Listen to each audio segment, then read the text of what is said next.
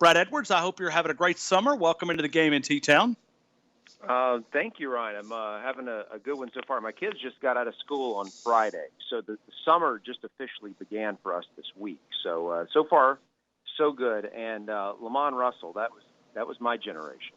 He was in school at the same time I was, and I have always loved offenses that throw to the tight end and the fullback. You don't see many fullbacks these days, but you still get the tight end. So those offenses with Homer Smith there were a couple of them during the time that I was there. They did a lot of that, throwing to the backs and the tight ends. And those were among my favorite offenses to watch. Well, you talk about Homer Smith and just you talk about the University of Alabama, and Coach Stallings says it often here on this program. He said, if he looking back, he almost wishes that he did not restrict him. He said he would have been a lot better if we would have just turned him loose. But I think, being the old school coach, he wasn't willing to give the keys to the Porsche to Homer Smith and let him truly run everything that he was capable of. He said, we'd probably had a lot more success.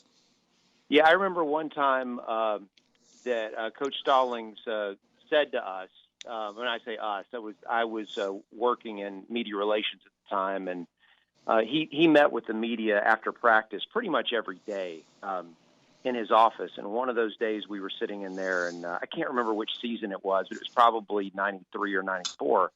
And he made the comment that I feel like if we can get 17 points, we should win the game. And that statement right there tells you how much the game has changed since the early 90s, because obviously you're not going to find any coaches that are going to say that today, at least not against a decent opponent, that they feel like 17 should be enough. But for most of Stallings' seasons in Tuscaloosa, that was true. If they got 17, that should be enough to win, especially given how good their defenses were. So you can't fault him for playing it conservative. He won a pretty high percentage of games doing that. But it's just a mentality change. And certainly if he were still coaching today, I think he'd have to have a different approach toward offense, and I think that's what he's acknowledged with what he's told you. Yeah, and I asked him a couple of weeks ago about the offensive numbers of, and he jumped down my throat a little bit. You know how Coach Stallings is. I mean, he said, it sounds good, but it's not accurate, is what he told me. Before, so I know how that is. So he told me, he said, because I do believe that the numbers, when you talk about, okay, let's forget about his era of football. Alabama playing Alabama in the early Nick Saban era. Look at Nick Saban. I mean, you've got to score points to win a championship now. Absolutely. And look, and Saban, I mean, we know he's a defensive guy. That's his background, and it's got to really hurt him to see the points and the yards go up against his defense the way they do today. But he's accepted that, hey, that in order to win, you've got to be willing to do things a little bit differently. And if that means that you're running at a faster pace offensively, and that means more possessions and plays, your defense is going to be out there, and because of it, they happen to give up more yards, more points, so be it. I think everyone's had to redefine what success is defensively in today's game, and I think Saban, to his credit, recognized that much sooner than a lot of defensive-minded coaches, and because of that, he's never had a bad season, at least not in Tuscaloosa. Brad, I want to go to the Big 12, and we're certainly going to tie LSU and Texas into this conversation because it's like this brand of football against that brand of football. But let me start out. We pick on the Big 12 defenses. We talk about how bad it is. Is it that bad, or is the offenses that good? Maybe it's a combination of both. But when you look at Big 12 defenses, is it true what we're saying, that bad defenses out in the Big 12? I think in a given year it can be overblown. Last year, Big 12 defenses were truly not very good. I was looking at our defensive efficiency ratings, and that's what I always go to, because defensive efficiency, it's taking into consideration it's basically looking at production on a per play basis, but it's factoring in other things as well, such as the turnovers that you're forcing. And So, I mean, that obviously matters for a defense when you're forcing turnovers, and especially if you're able to score defensively off of those turnovers. So all of those things are factored in.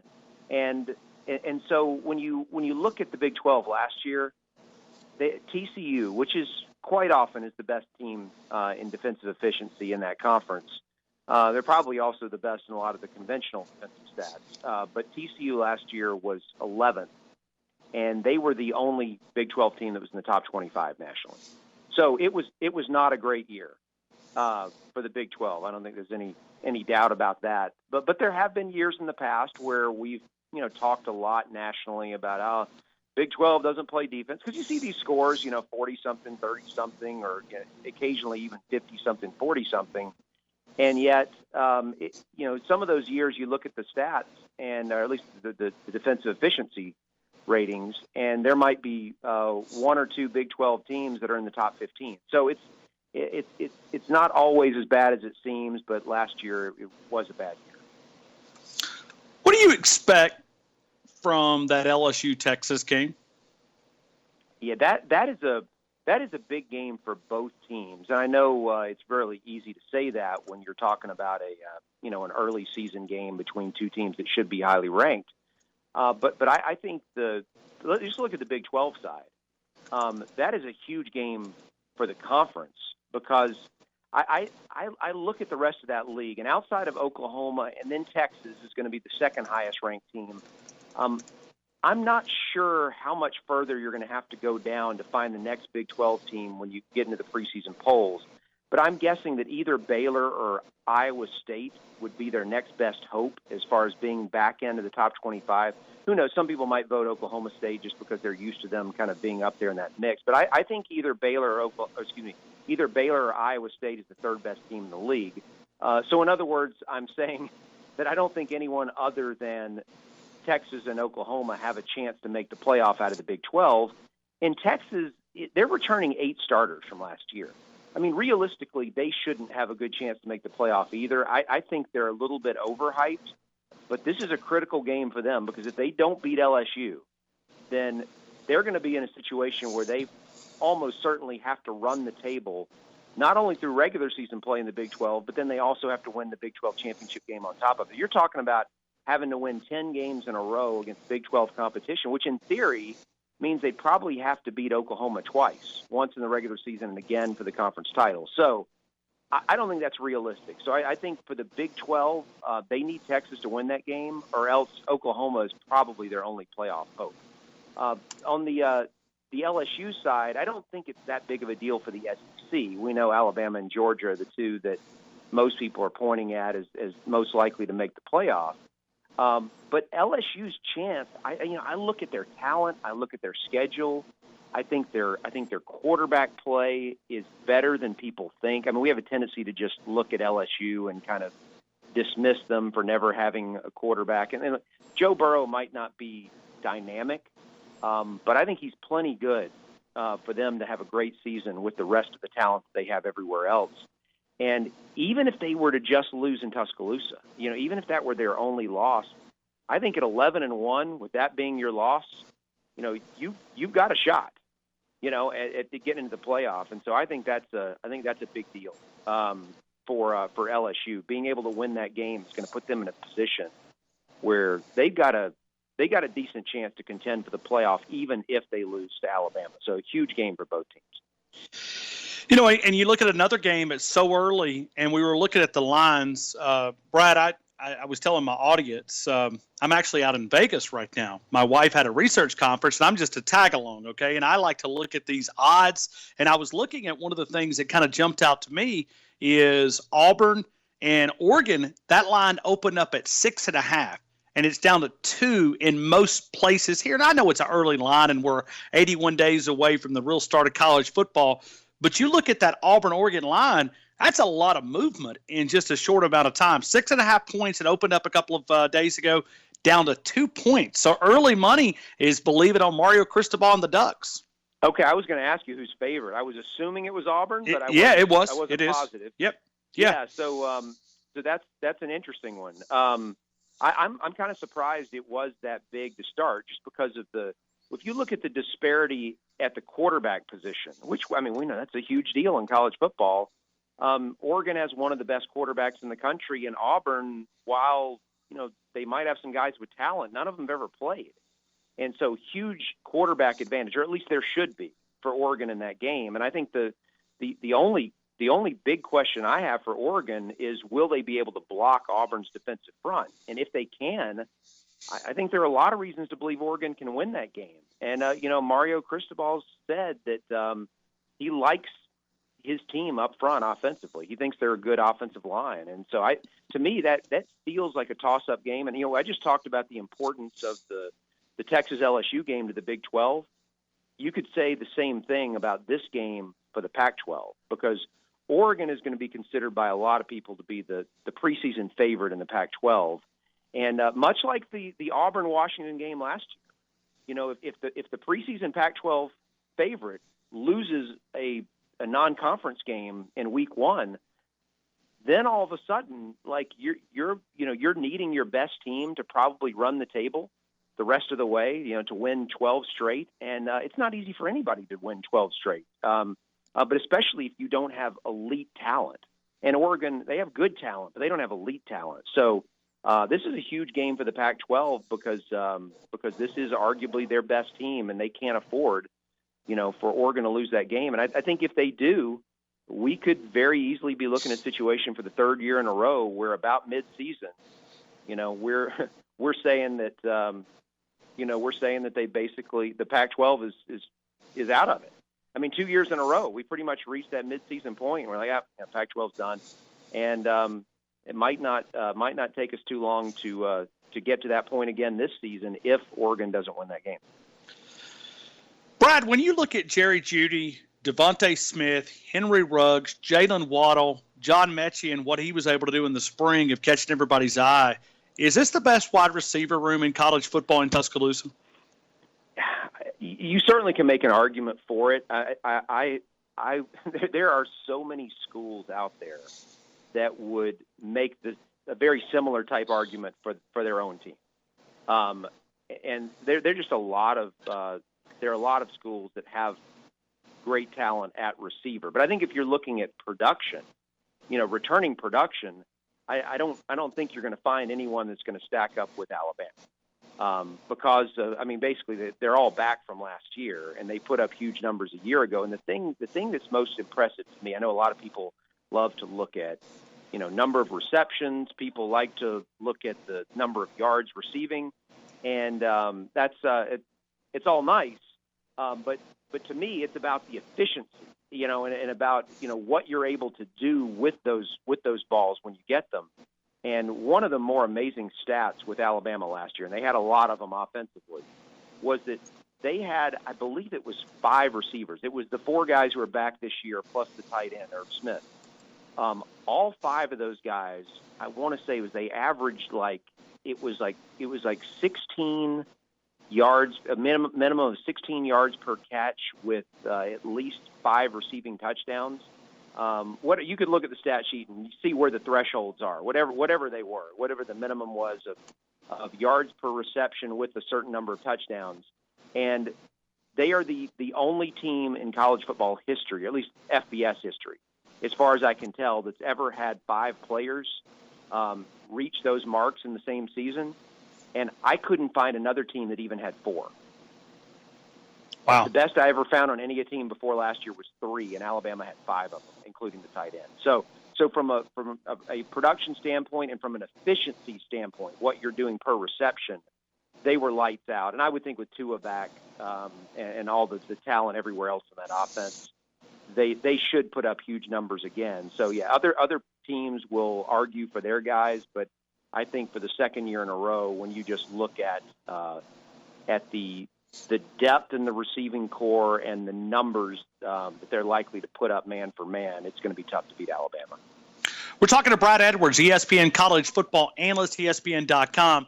Tua Tagovailoa threw for 3,966 yards, 43 touchdowns, 6 interceptions. Let's talk about touchdowns and yards. Do you think that number is close this year, or do you think Nick Saban maybe backs off a little bit of that and don't leave his quarterback out there in the third and fourth quarter in some of these meaningless games that they'll be able to win, pretty comfortably? Do you think those numbers go up, or do you think they might come down a little bit? Well, I mean, let's be honest. I mean, he didn't play a snap in the fourth quarter until, really late in the season. And so I don't know that we could expect him to play less. I mean, certainly they will reach a point. Now, one of the things that we've seen with Saban the last two seasons is that he put an emphasis on getting quality reps for the backup quarterback. It was Tua 2 years ago, and obviously that paid off in the national championship game when he had to bring him in. Last year, it was Jalen. And he already knew what Jalen could do, but it was important to keep him with a good chemistry with that receiving corps since he was no longer the starter. And obviously, SEC championship game, it paid off. And so I would be surprised if Saban doesn't have the same type of priority. Whoever's number two guy is, you would think that when those opportunities present themselves in the third quarter, sometimes very early in the third quarter, in a blowout game, to be able to get that guy in with the starting line and the starting receivers, that Saban would continue to do that. And like I said, it's paid off, and there's no reason I can see that he wouldn't want to keep that going. So, I mean, I don't think Tua is going to stay in for long stretches of time to pad his stats. I know it's not going to be a priority of Saban to try to win in the Heisman. I think it's going to be, everything's going to be earned in the first half as it was for most of last year.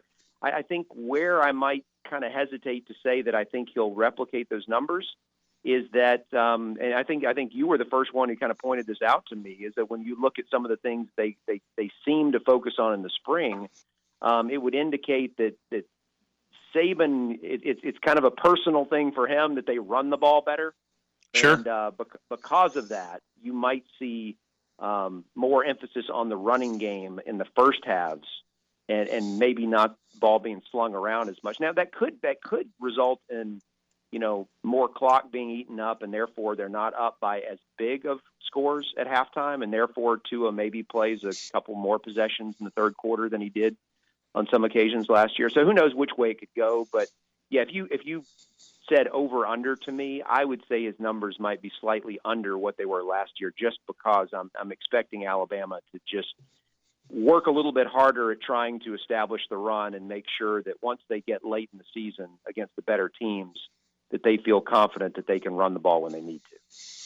Brad, final question. Brad Edwards, ESPN college football analyst, also on the ESPN radio that you hear here on Tide 102.9 in Tuscaloosa every Saturday during the fall is college football, and you guys spend 6-7 hours covering games. I don't know how you do it, man. I do 4 hours, and at 6 o'clock sometimes I'm dragging out of the studio. Man, you cover like 8-9 hour broadcast, and it's kind of fun to listen to you guys keep everybody engaged on ESPN College Game Day.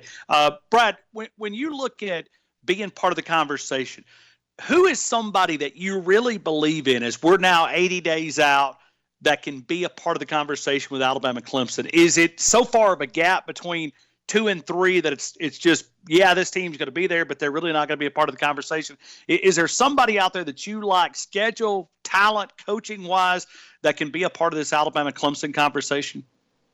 I think Georgia can. Georgia certainly has the talent. They have the quarterback. And I really, my question on them, as I think I told you a couple months ago, is how well do they handle the change of both coordinators? Because this is the first time that Kirby has had to deal with that. Nick has obviously dealt with this over and over and over, but it's a new thing for Kirby as a head coach to have to do that, especially both guys in the same season. And so that's really it for me. I mean, there's a question mark, I think, on the defensive line for Georgia, but most teams they play, they're gonna have their way no matter what the defensive line is doing. But I do think I think it'd be stupid to say that Georgia's not good enough to beat Alabama, and they've nearly done it 2 years in a row. So I would put them in that conversation, give them a chance. And then the only other team nationally that I would say is a possible contender for the national title.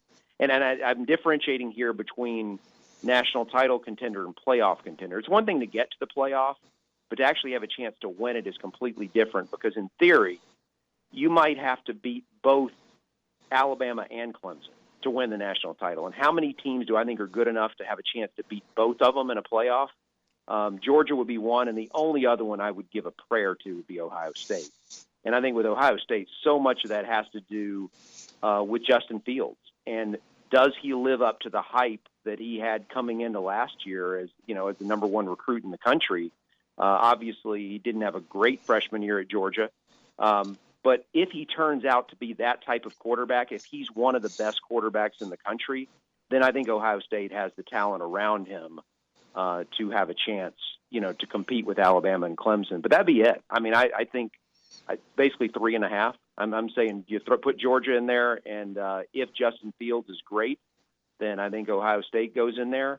And I just think that any other team would have to play a near perfect game to knock off either Alabama or Clemson, but to have a chance to beat both of them in a playoff is asking way too much, in my opinion. It's a great way to look at it, no doubt a part of the conversation. And, you almost think about it, and I promise you I'll leave you with this. I wonder if they'll try to find a way to match up Alabama and Clemson in the semifinals, just, like they did in New Orleans, just to try to move away from this Alabama-Clemson debate. But you almost have to stretch there. It obviously comes down to the records, though. If they're both undefeated, sure, there's no way around them being 1 and 2. They're going to be on sure, opposite sides, and, right, and they're not going to be able to control that. 2 years ago, all 4 playoff teams had a loss, and that was what enabled them to put them on opposite sides. I'm not even saying they did it intentionally that year, but yeah, unless one of them loses a game, I don't think there's any way they're going to end up on opposite sides. So I look, 2 great teams. And, Clemson has reached the point where they deserve to be considered Alabama's equal. They might not be their equal over the last 10 years, but they're their equal over the last 4 years. And they were clearly the better team when they faced off last year. So I think we would say those two are certainly at a level together right now. And whether anyone else can reach that level, that's kind of what we'll spend the first 15 weeks of the season trying to find out. J. Brad Edwards on the Twitter account. J. Brad Edwards on the Twitter account, ESPN.com. He's an analyst for College Game Day on ESPN Radio and a part of ESPN Stats and Information Group. Hey, Brad, as always, thank you so much for your time, man. This has been a fun conversation of counting down the start of college football. We appreciate you being part of it, man. Yeah, we're getting close. Can't wait. Thanks, Ryan.